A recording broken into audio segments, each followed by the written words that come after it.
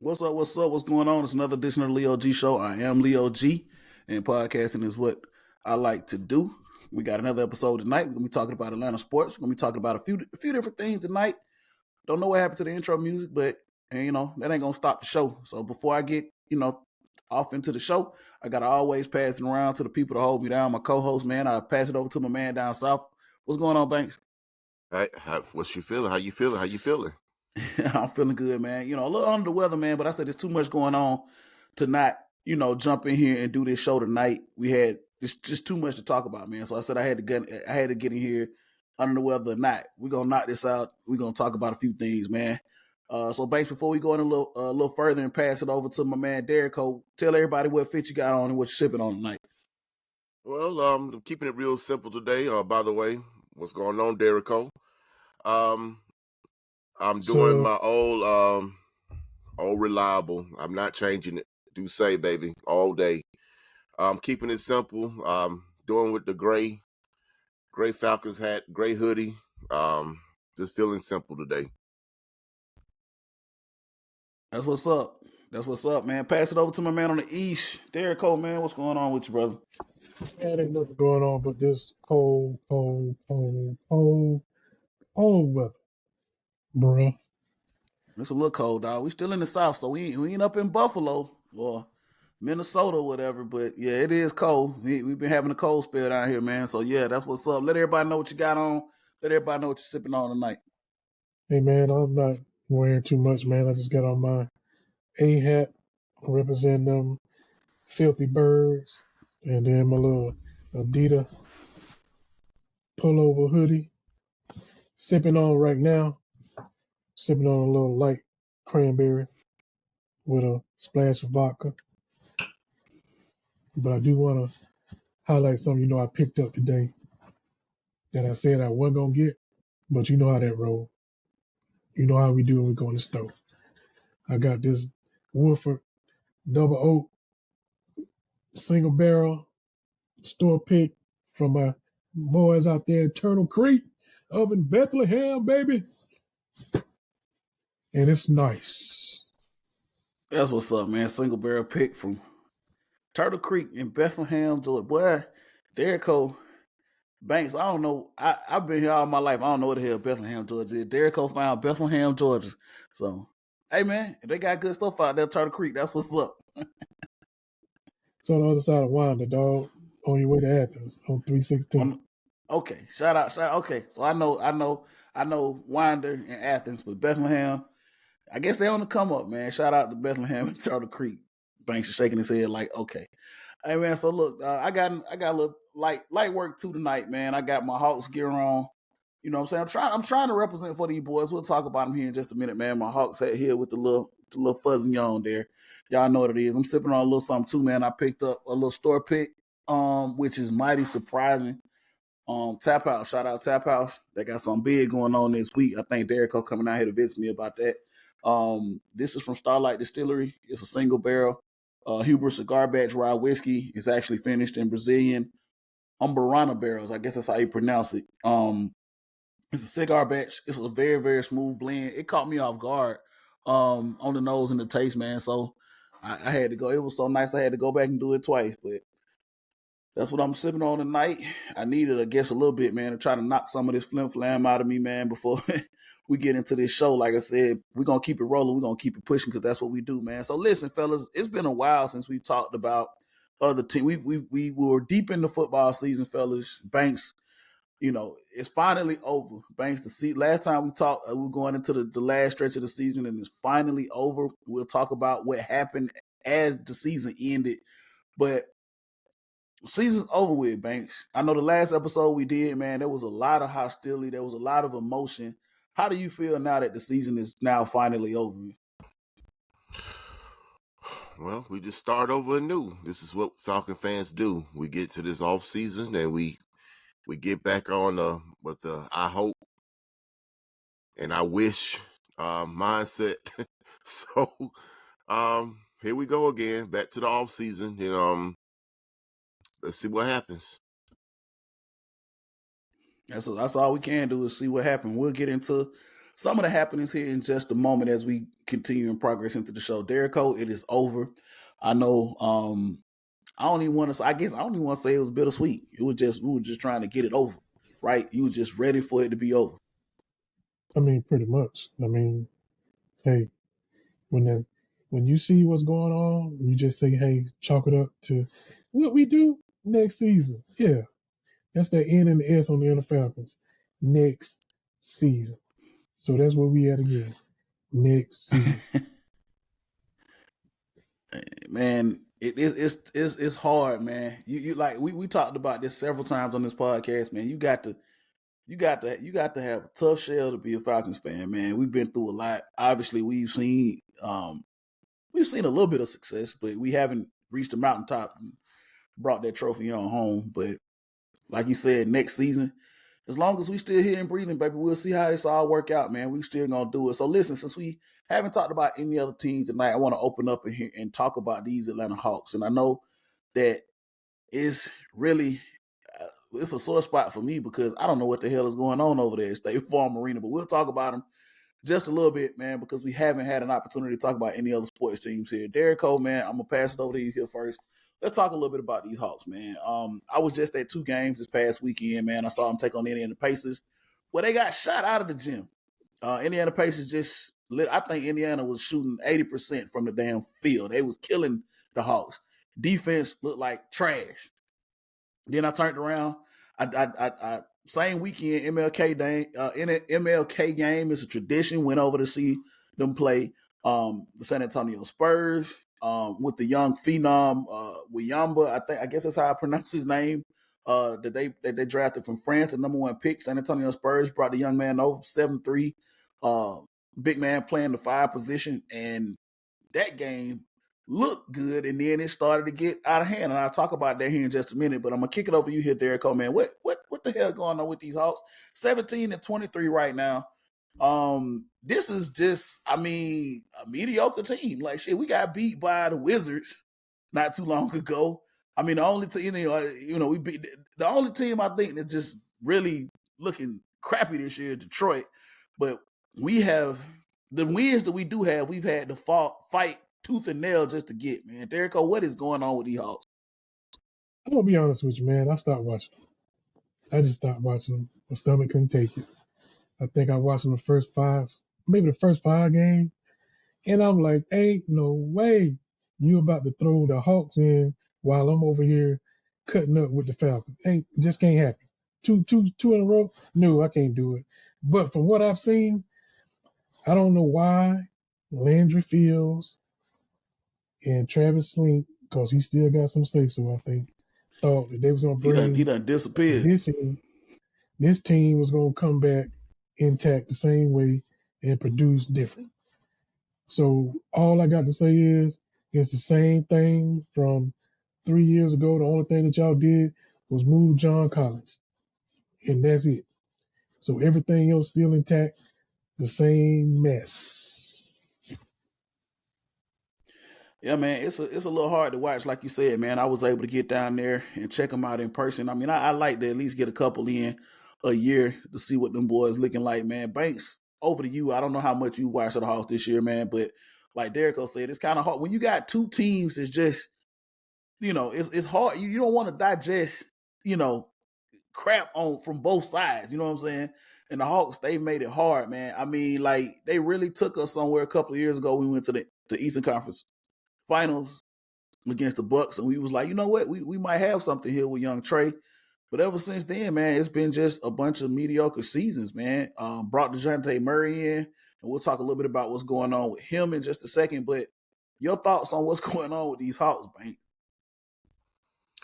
Well, just like sentiments from Derek Cole, man. I was flipping through the channels one day, and I passed the Bally's channel and saw the Hawks game on. I said, "Oh, Hawks game is playing." I think I looked for about 10 seconds and kept going. So listen, the Hawks is not captivating right now. I mean, they doing the same thing they've been doing last year. Like you said, the only thing that's changed is you moved on from Collins, and you still got the same results, same if not worse. I just don't. I mean, I can't find 10 people out in the streets and tell me what's going on with the Hawks. No one's sitting here watching this team. They need a overhaul, and unfortunately, I mean, you got the diehards out there that believes otherwise. You got to come to reality that this ain't it.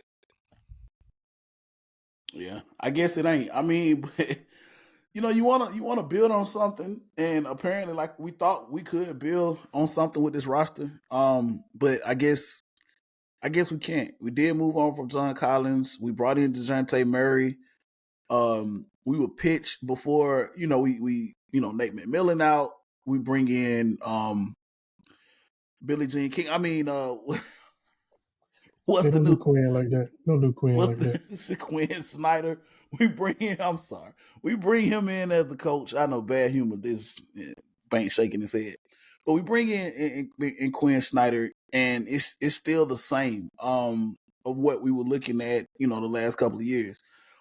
So one of the things that's been on the table and everybody's looking at now is the fact that we brought DeJounte Murray in to pair him with Trae Young, who is a phenomenal young player, but apparently this marriage is not really working. I mean, they brought DeJounte Murray in because he's a great defender, and he's able to play both the guard positions. Able to spell Trae and do some things differently on the floor. So we thought this would be a good piece and a good pickup for us. And he obviously wanted to be here and play with Trae, but now we're here now, and trade deadline's coming up next month, and it looks like the Hawks are in talks with trying to offload DeJounte Murray. Banks, your position on DeJounte Murray, how he has been for this team, and moving forward, do you think this is the good position for the Hawks to unload him right now?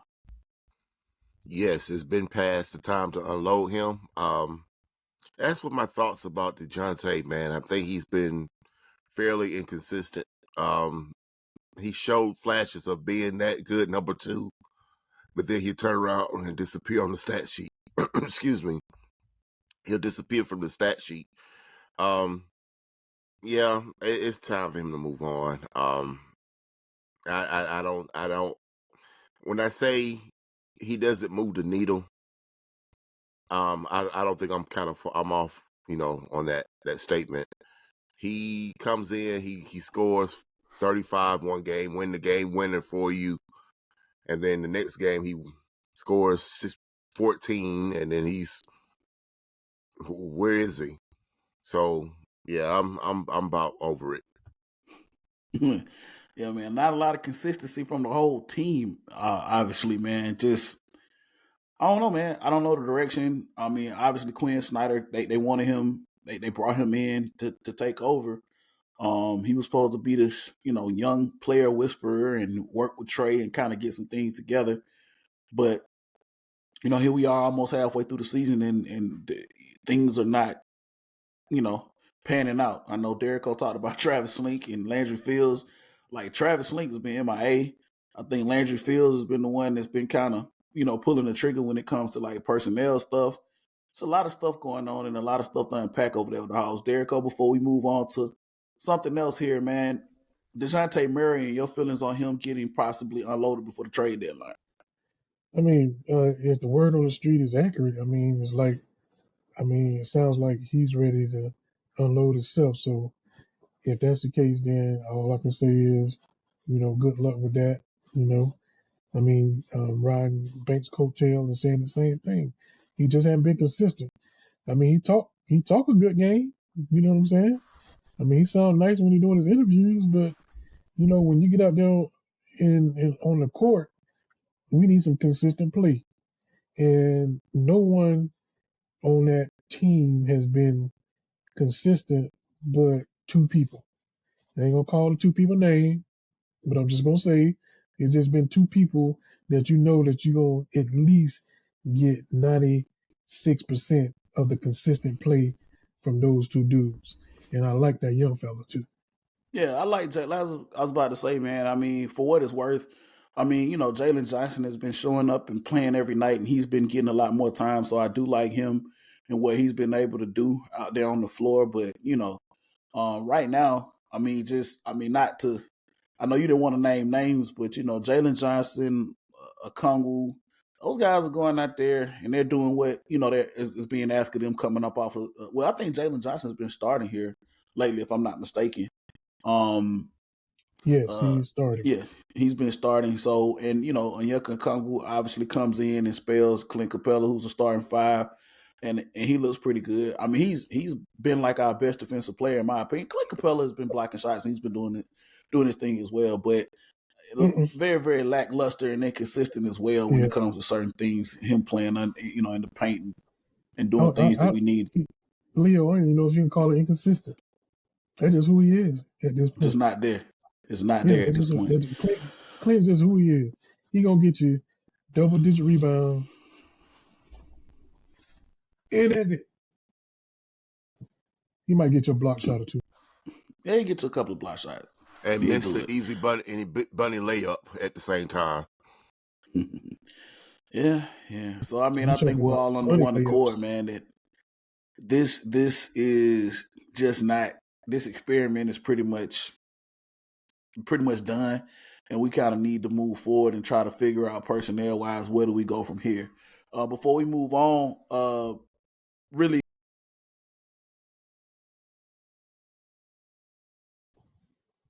Put I'm yourself sorry on about that. mute. I went out. Sorry about that.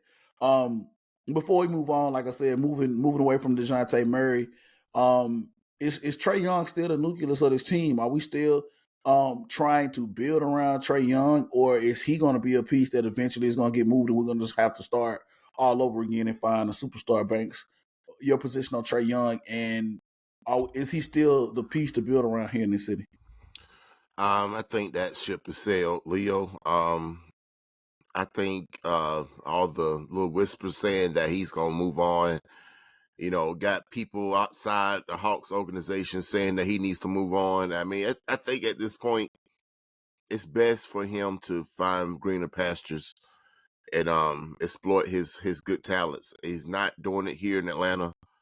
I don't think people in Atlanta really care anymore. I mean, it's just whatever. I mean, that playoff run where he went to and basically made New York his son in so many words. Those days are over with, and no one cares anymore. And it's time for this organization to find a new piece. Absolutely. I think I'm in agreement with you, Banks. Um, we're gonna have to figure it out and move past the Trey Young era. Like just like with any city and any superstar talent, you know, sometimes it comes to an end. We've seen that happen many a time here in this city, and I think that we're looking at, you know, the Trey Young era here coming to an end. Derek O, if you want to add anything about Trey Young, and I have another question before we actually move topic. Well, I guess I'm probably gonna be the lone wolf here. Unless you got somebody else coming in to be that bona fide superstar, you just can't move him yet. I mean, you just can't, because at that point, who you gonna be left with? You gonna market Jalen Johnson as the face of the franchise? I mean, that's it. That's all you got on the roster outside of Trey Young, as far as any type of marketability. Um, you really got to, I agree. but you And really, I didn't think about it from that angle. yeah, but you really got to look at, like, at this point, you just got to go with young guns. That's how the new teams like Minnesota, um, what's the other team? Gosh, what's that? I can't think of it. But anyway, what I'm trying to say Sacramento, is, Sacramento, yeah, Sacramento, yeah. Sac- Like you got a whole new way of thinking about how you play basketball, and you just got to get them young guns on the court and let's just let them run up and down the court and let them play. You don't have that with the Hawks because you don't have the only person that you got that's really athletic like that is Jalen Johnson. So that's what you have to do. Just go out there and get you some young guns, start over. I mean, if you got to have a point guard. I mean, you got to have a point guard, somebody that's going to facilitate. So if you get somebody that can run with Trey, I think you'll be all right. But right now, this team is not constructed to be running up and down the court. I got you. And like I said, I didn't even take into consideration that once, you know, if Trey's gone, Like who's selling merchandise? Who's selling? Sorry about that, fellas. Who's selling things? Who's gonna be the face, the marketing aspect of the team, man. So yeah, I mean, like I said, Jalen Johnson is coming along, but he's not ready to assume that duty for the team and be the face of the franchise, to put on. So moving for one quick question before we move to another topic, fellas. The question was posed, I think, here not too long ago on social media, and also I think there were a couple of radio outlets.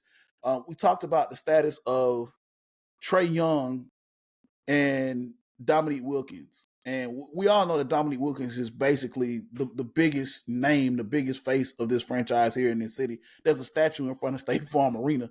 And I guess the question was, has Trae Young reached the status of Dominique here in this city as far as the Hawks are concerned? Derek, I'm going to go to you first. Before I bring it over to you, I'm going to say not quite, not yet. Trey has been very good. He just 10,000 points. He's a very good player, but when you start talking about like Dominique, man, that's some rarefied air, and I just don't think, me personally, that he's there. That's just my opinion. But Derek Cole, we bring it over to you. Where are you? How do you feel about the comparisons between Dominique and Trey? I mean, it shouldn't even be a comparison, just to be honest with you, because one, two different players, two different positions, two different styles of basketball. And that's one of the reasons why Trey gets the knock, because he's not 6'2", 6'3", 6'4". If Trey was 6'2", 6'3", 6'4", it'll be a whole different ball game. But since Trey is under or right at 6 feet, he gets knocked for being, I don't know what it's called. But if you consistently go on 30-10, 30-10, I don't know too many of y'all that can go out there right now and put up 30 and 10 in the NBA. I mean, that's not easy. It ain't but 2 or 3 people that concurrently are doing that, and one of them is Joel Embiid, and he's a 7-footer, and that's in rebounds, 30 points and 10 rebounds. Trey 30 and 10 assists. Assist. He done started at least starting to get steals. But like I said, if it wasn't the fact that Trae Young wasn't right at 6 feet, it'd be a different game. It just would be a different game. He'd be marketed different. The NBA would look at him different. It just would be. But unfortunately, since he is a little dude, he just don't get the pub like the big man. Banks, before we move on, man, do you feel Trae Young, Dominique Wilkins are in the same conversation as, Hawks players and just defining this franchise? Derrico just said because of his stature, he doesn't get a lot of marketability, like national marketability, because of his size, but he puts up the numbers. But where do you feel how he lines up with Dominique Wilkins in this franchise? I mean, he's a second, in my opinion. I mean, I don't think he's on Dominique's level as of yet. As the market part of what you're saying, Trae Young is a victim of what the NBA says. I think a lot of people go by, when he first came out in the draft, the first thing knocked was he was too short. He doesn't play a lack of defense. And that's the narrative on him all the way to this point today. So I had a good discussion with an individual who told me that Trae Young is a superstar, and I disagreed. I disagreed only because the NBA dictates who they decide is a superstar or not. And what I mean by that is, look at when they do the All-Star voting. Yes, Trae Young is in the top, but if he was an All-Star or a superstar, he'll be an automatic. Not I don't know, he might can get in as number 2 as a backup. He's Atlanta superstar. It's a difference between a local superstar and a national superstar. When you come into a local superstar, he can't do no wrong in the fans' eyes. As I see it, the superstar in the franchise that we're speaking of is Dominique Wilkins. Unfortunately, it's been years ago. He's still on that mantle of being that person looked at as a superstar, but he's not there yet. He goes to another organization. Does he become? I don't know. But here in Atlanta, I think he's respected compared to other people in other fan bases that look at Trae Young. I mean, it's unfortunate, but it goes by what people say about him. You know what I'm saying? Yeah. Understood. Yeah, the narrative, is just different, man. I totally understand what you guys are saying about, the narrative and how he's portrayed. I mean, phenomenal star, obviously, but there is, some mixed opinions about, just where he is. And then the comparisons, obviously, with, I'm not going to go into detail with who he was drafted with. They're always going to be, of course, mirrored together. And that's a conversation that a lot of people want to have and talk about, even though neither one of them has a championship right now. But that's a whole nother conversation. We'll talk about it a little later because we need to move forward. So listen, fellas, we talked about the Hawks. Let's just go ahead and get into it, man. Let's go ahead and roll. There's been a lot of stuff going on since the last time we talked. Last time we had a podcast, we were talking about what the Falcons could do to obviously try to get into the playoffs. Now we know that didn't happen. 2024, Falcons did not make the playoffs.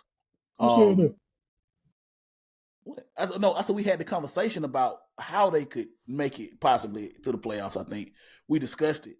I don't think any of us were on board with them actually making it. We just had that conversation. Obviously, that was the hot take at the time.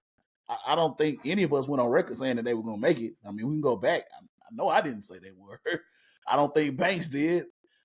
Banks was very adamant about their ability to do anything. And Derrick, we know exactly where you stand when it came to that team and what they were doing, especially with the job with the coaching.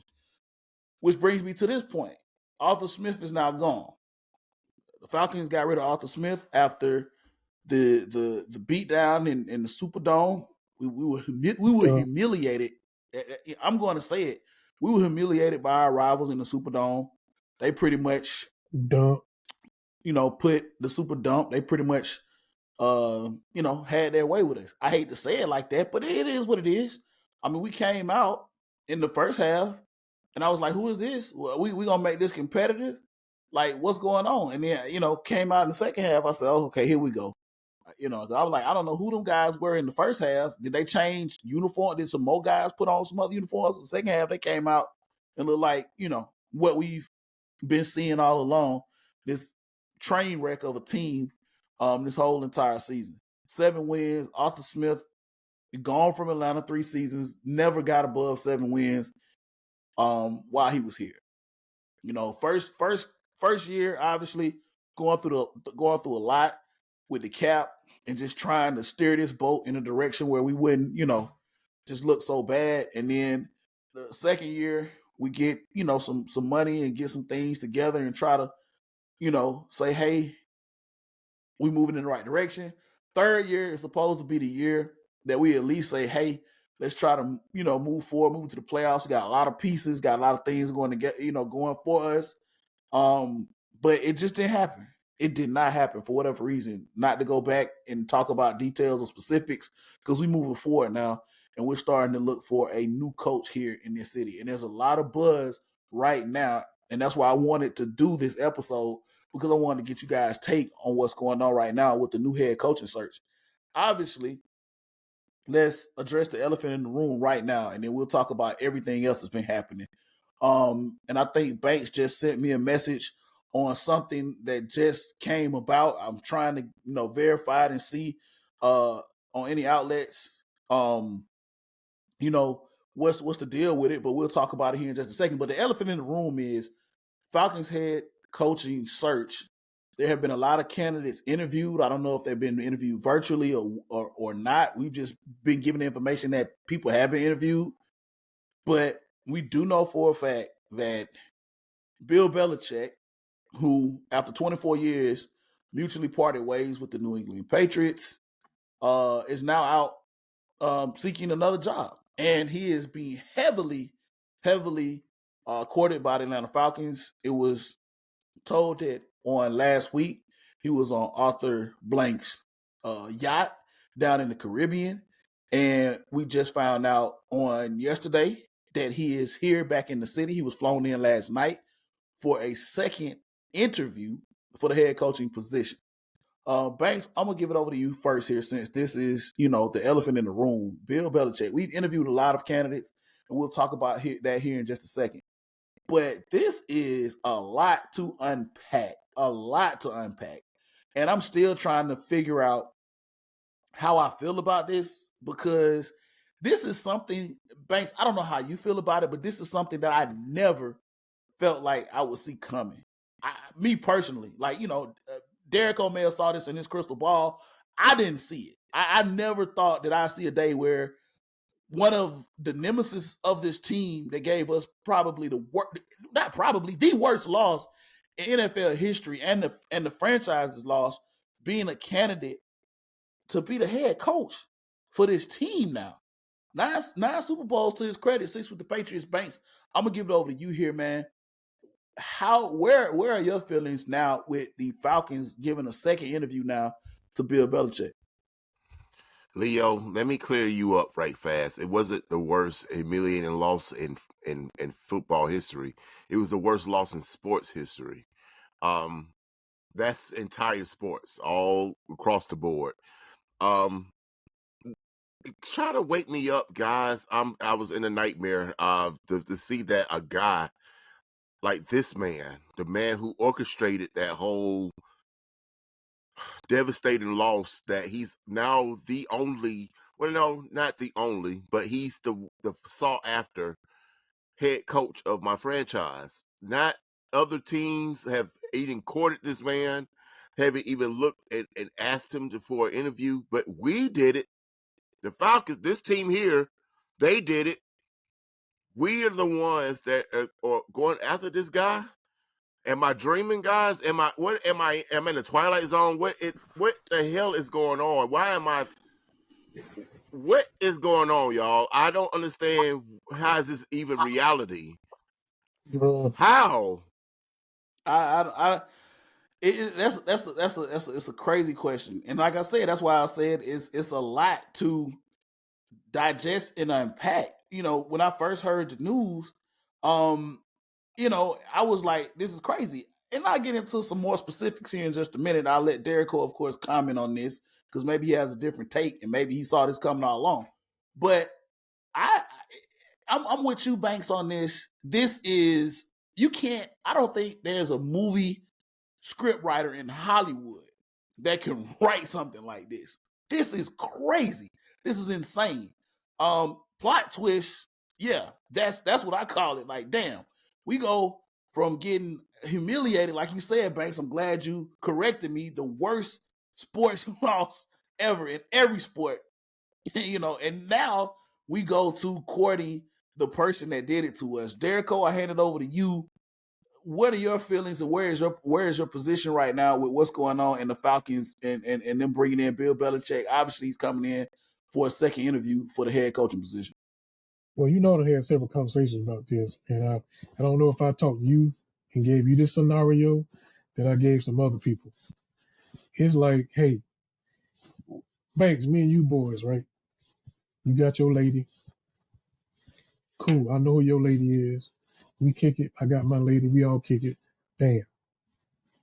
As soon as you let her go, and I don't have my lady, I slide in to your old lady that you just got rid of, because I've been courting her in my mind the whole time that you was with her. That's the kin of this bull that's going on with Bill Belichick and Arthur Blank. It's some sick-ish, if you're asking me. It just is nasty. Like, how in the world would you even put yourself in a position to get thrown up against the dartboard again?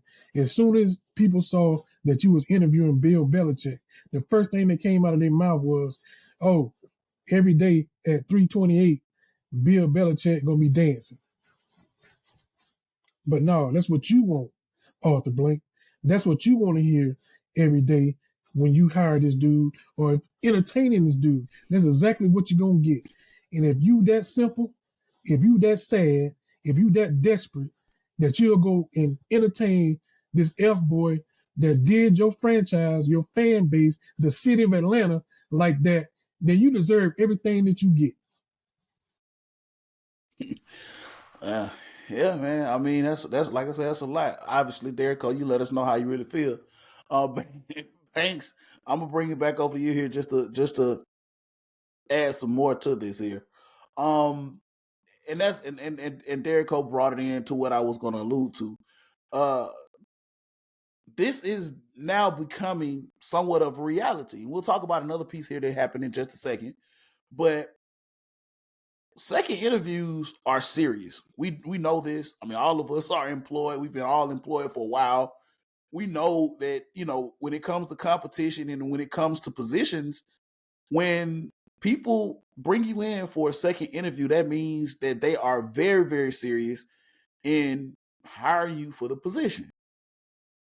Banks, this is what I want to ask you, and I'll give a little bit of my take on this. The hypothetical is, because we're literally staring at this right now, that it could very well be a reality here is in as little as a couple of days. Like Derek O said, Belichick delivered the most crushing loss in sports history to any city and any franchise. And now he becomes the head coach of this franchise. Um, as fans, as a fan, Banks, tell me as a fan, we know that Bill Belichick is a man of few words, but as a fan here in Atlanta, if you are hired by Arthur Blank to be the next head coach of the Falcons, knowing the history, knowing everything that we've gone through, like Derek O said, what do you say? What do you say to this city? What do you say to this fan base? Like, Bill Belichick is in the presser being introduced as the new head coach of the Atlanta Falcons. Banks, what can he say to like literally smooth over this fan base? Because this is very, very awkward in my opinion. I don't know. I just really don't know if there's anything that he can say to me and make me feel better as a fan because of the trauma and the PTSD that he's put me through. I mean, you can say you're gonna try to bring a championship to this city, but words are words. We need to see that happen, and I guess people will maybe be on board. I don't know, but what can you say to this fan base, Banks? First of all, if you know Belichick's character, he's not going to say anything to us. That's just the thing about this man. This man is dry. He doesn't care about what the media has to say. He's going to go to those press conferences with one or two words, and he's going to move on to the next week. He's going to say anything to this fan base. In this city, this ain't Foxborough, fellas. This is ATL, okay? It's a difference. It's a complete difference between Foxborough and ATL. He got nothing to say to us, bro.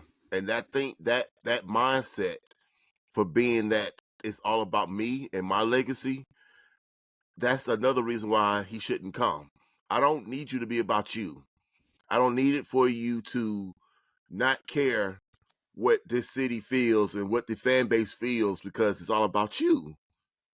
And what you done, with your past team to this city is scarred, man. I don't care what you say or how you say it. That year, that Super Bowl is gonna always leave a mark in this city. I don't care how you feel about it. It could be positive, it could be negative, but you're gonna feel some kind of way about it. And if this guy come in and he wants to address his fan base, what can you say? Absolutely nothing. Absolutely nothing. And he So won't Banks, say I mean, nothing.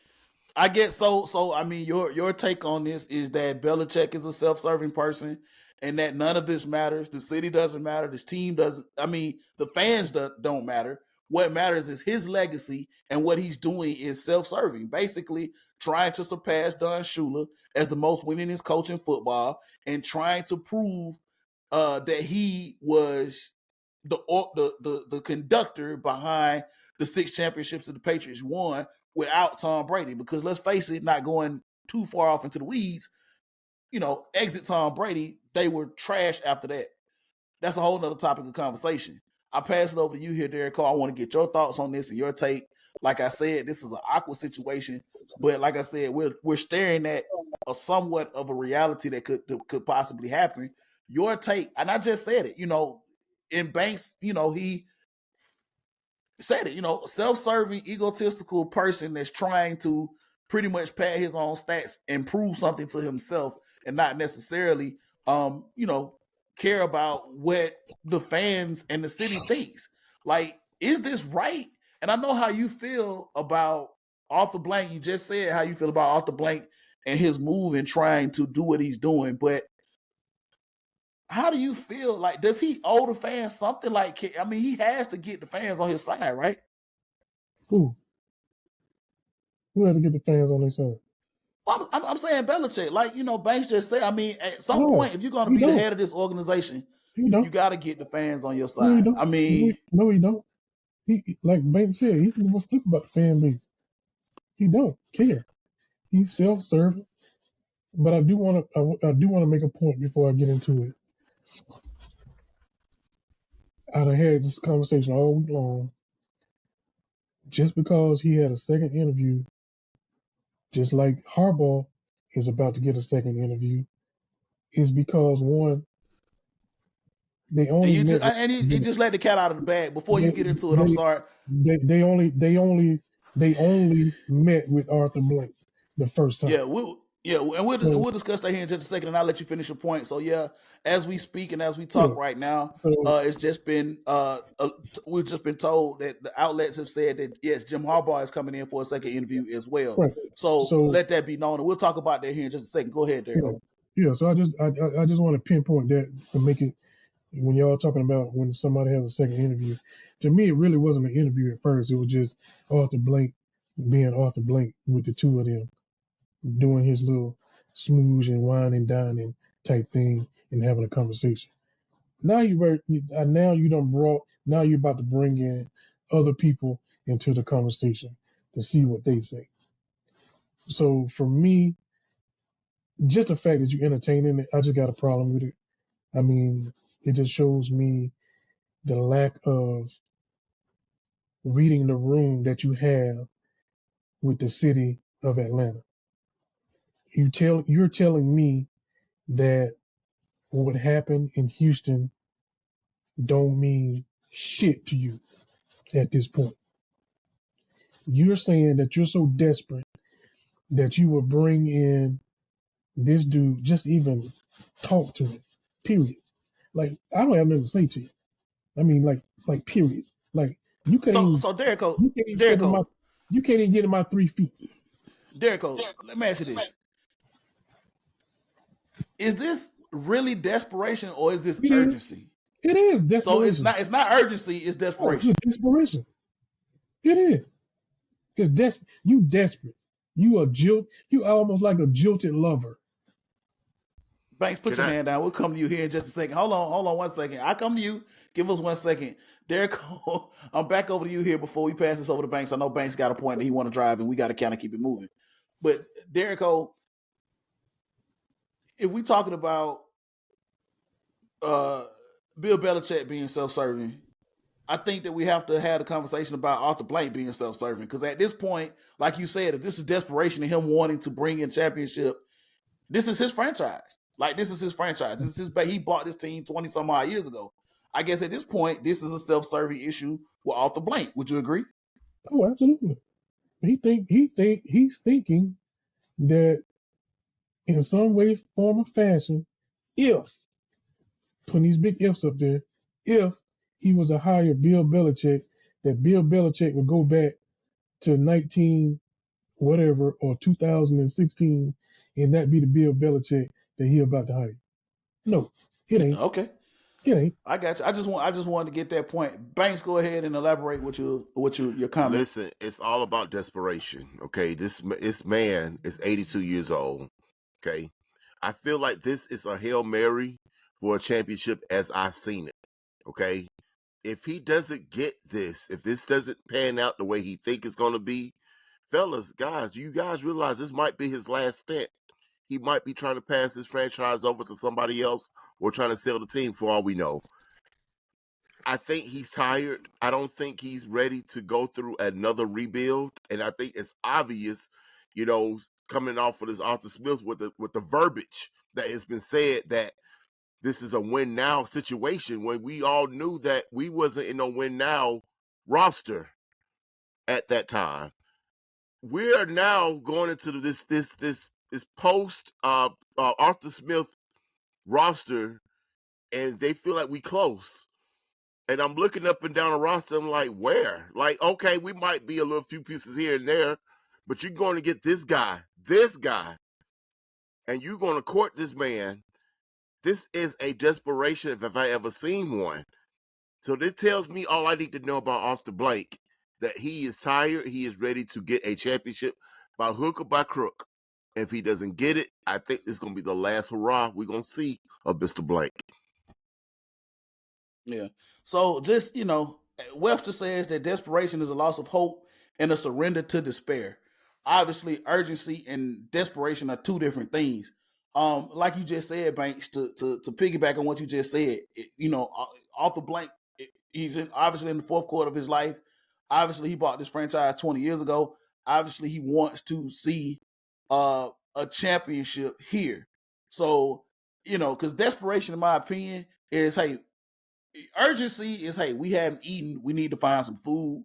Our last meal was 48 hours ago. Desperation is, we're at a point now we hadn't had a meal in weeks. We would do anything to try to win a championship. So, I mean, if desperation is the word that we're using, then like going back to what you said, Derek Cole, this is a self-serving move and a move, that says Arthur Blank really wants to see a championship before, obviously, his life goes in another direction, or he has to pass his team over. So it's a resilient man. Obviously, he's a billionaire. I don't want to downplay this guy by no means. A very, very smart man, a very, very resilient man.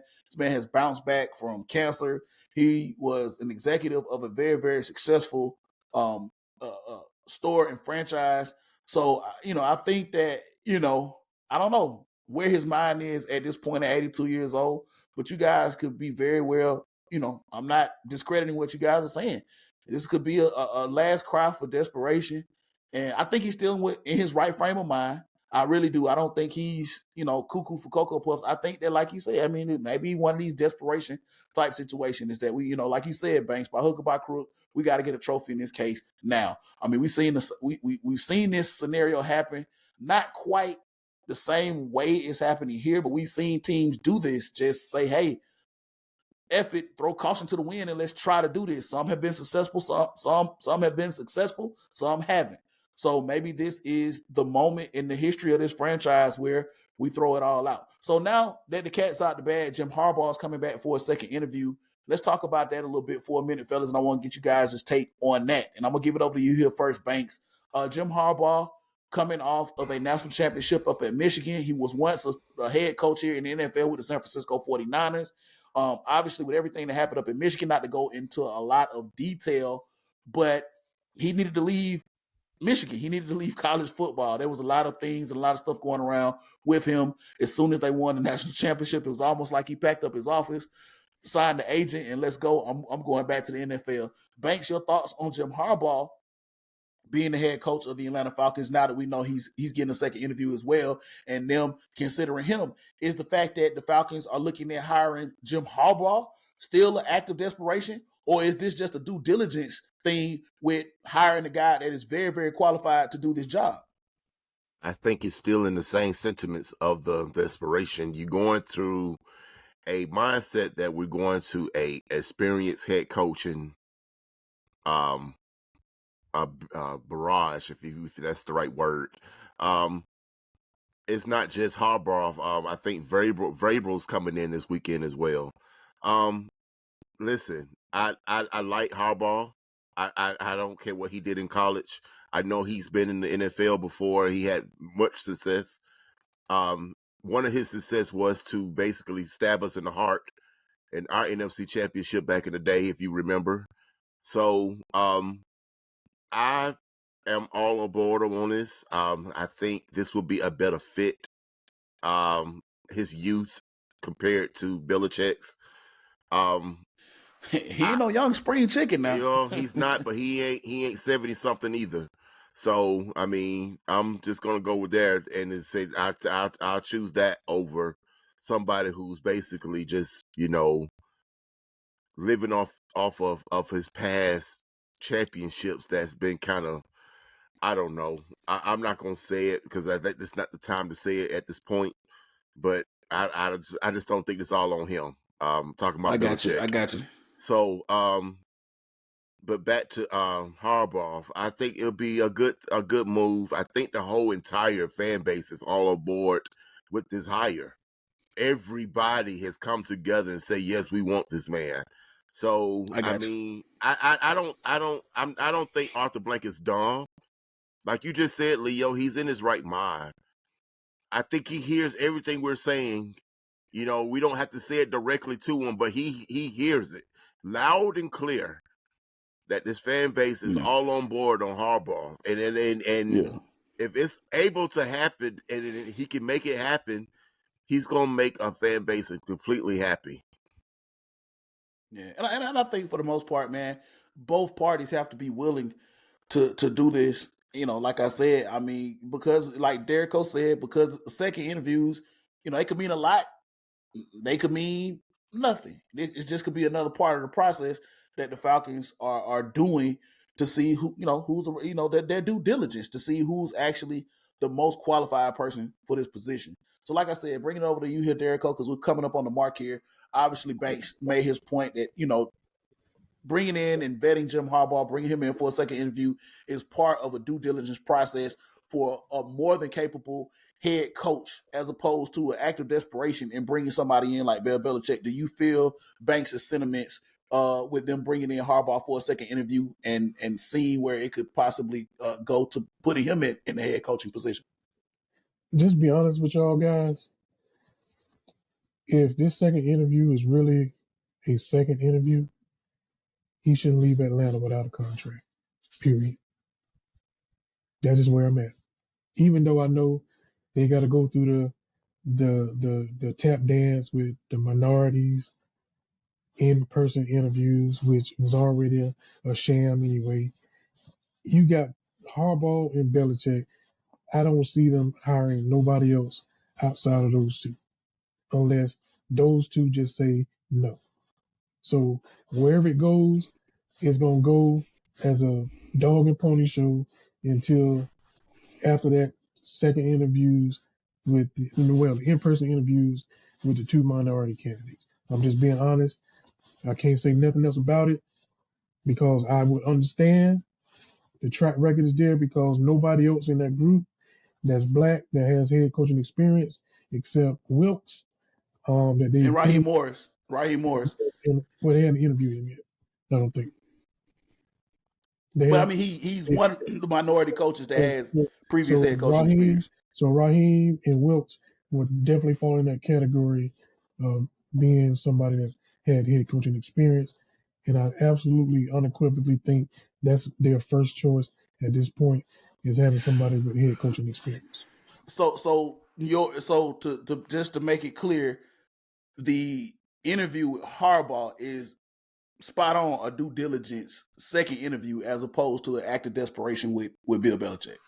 Oh yeah, I don't think that's an accident. I don't think it's an act of desperation. I think he has a track record, and it's a track record that doesn't give your fan base angst unless you, yeah, even if you're a Georgia Bulldog fan, it still don't give you angst because I'm just being real. It Yeah, still don't give you angst because he is probably right now the most neutral choice outside of some of the hot coordinators that you can make. And I think a majority of the fan base would be on board with them hiring Jim Harbaugh. I get it. Absolutely.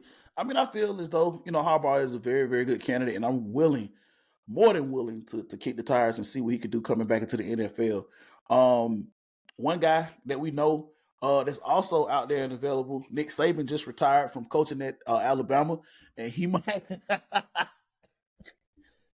I'm joking. I'm joking, fellas. Let's close this thing. Yeah.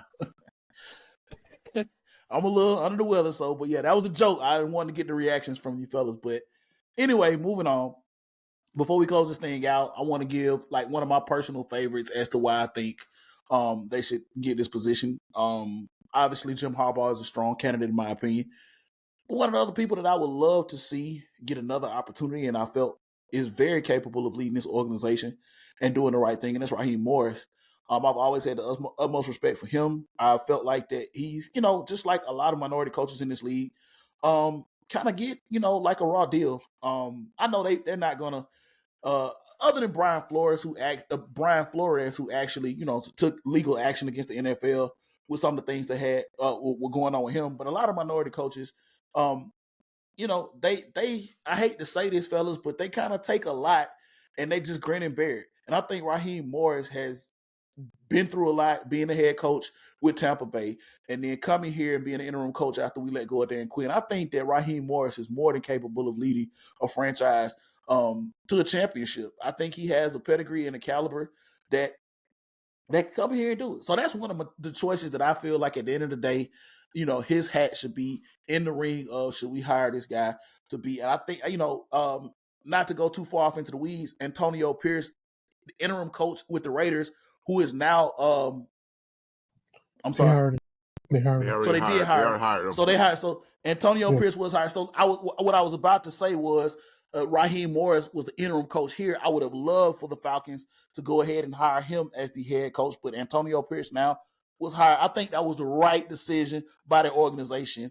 Not to go too far off into the weeds. The fan base loved them. The players really really reacted to him, and I'm very very I guess very very yeah.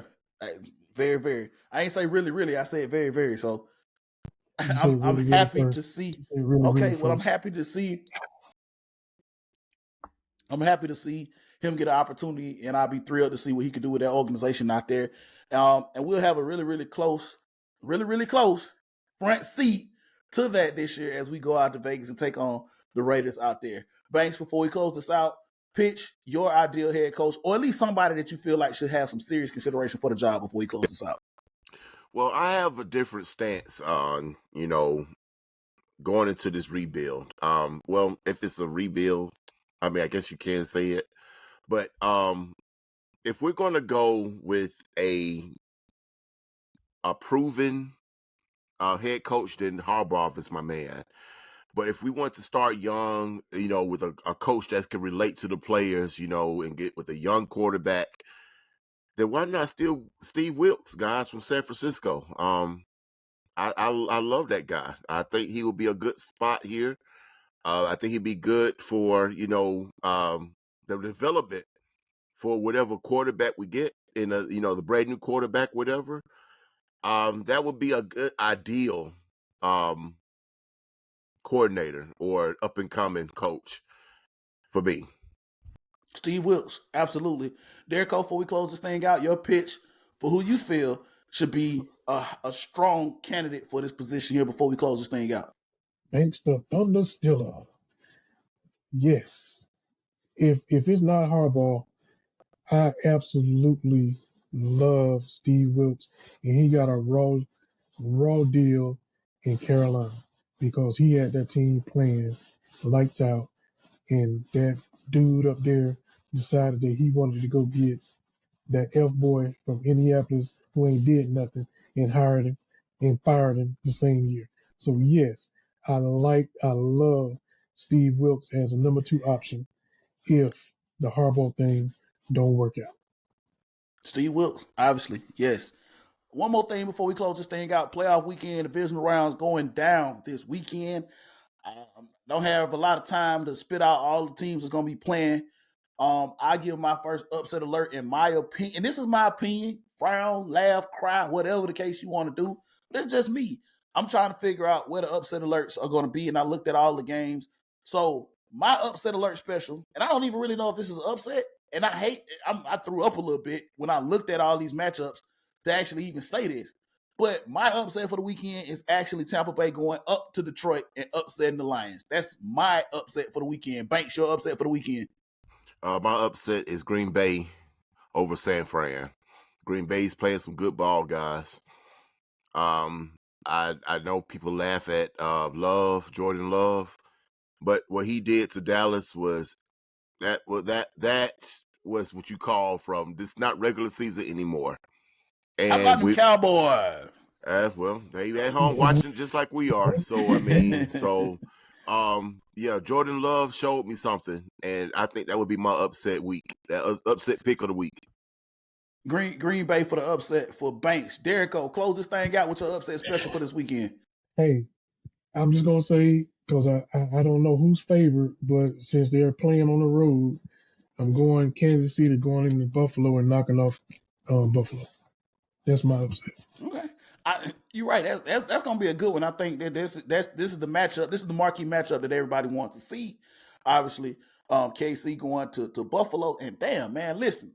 Before I this weather has been so crazy and unpredictable, man. Like from hypothermia in Kansas City a couple weeks ago, negative 30-degree temperatures, to fans lining up there at Orchard Park to shovel snow out of the damn stadium. It's gonna probably be another week. Listen, ahead, the guy who was the person that was the hypothermia, I'm pretty sure was the dude they kept showing on Sports Center. It was 15 people. He had his shirt off. He took his shirt off, and I'm pretty sure it was him because you got to be a complete either drunk or you just a complete idiot if you're gonna go out in that weather with no shirt on. And I think it was all of the above. Probably, and I will put all my money on it was him. It was him. He was one of the 15. Trust me on that. He was one of the 15. The guy that was out there showing all of his chest hairs. All right, man. Listen, fellas. Hey, I appreciate you guys. For coming on to the show this weekend. Hopefully, we'll be able to crank up another one, man. Obviously, I'll be able to see Derrico here next weekend. Hopefully, he'll be able to come down. Got a few things cooking, a few things working out. I don't know. Maybe next week, by this time, we'll have a new head coach of our Atlanta Falcons. We'll have a lot to talk about and a lot to unpack with that. But this has been another edition of the Leo G Show. You can always catch us on Twitter, the Leo G Show #1, the Leo G Show #1. Also catch me on my personal Twitter, Southern Set with 2 T's. React. Tell us how you feel. I got a lot of. I kind of went on a mini war with a couple of our radio personalities here in the city about some things that happened at the end of the season. Couple of the guys, and I admit it, some of the guys, I just do. I don't know how they got jobs in radio, but I'll leave that alone. So I'm always on Twitter, man. Going back and forth with the banter, man. Shout out to everybody that has followed me and has talk sports with me. Derrico, I'm gonna pass it over to you. Let the people know where they can find you before we close this thing out.